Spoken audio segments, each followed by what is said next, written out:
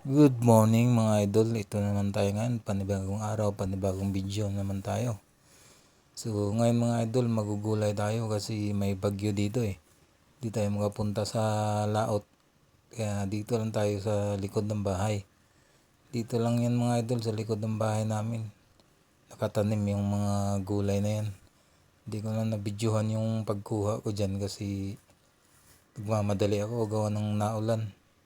So ito mga idol, lulutuin na natin to. Simpleng luto lang itong gagawin ko mga idol.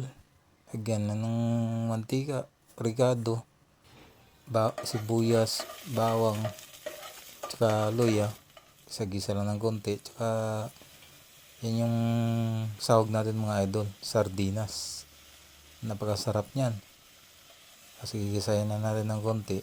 Sabay mamaya lalagyan na natin ng gulay yan. Yan o. Napakasarap niyan mga idol. Bulang lang, kung tawagin sa Tagalog ay bulang lang. Sinabawan na gulay, tamang tama mga idol sa malamig na panahon.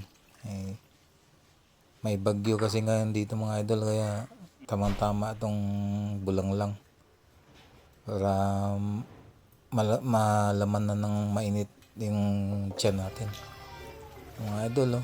Sarap. May mga talbos pa yan ng kamote, dahon ng kamote, tapos malunggay.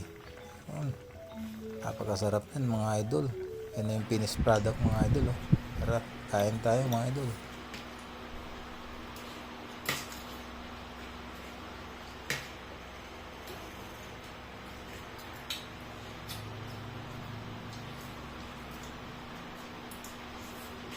Hindi kang lang talo.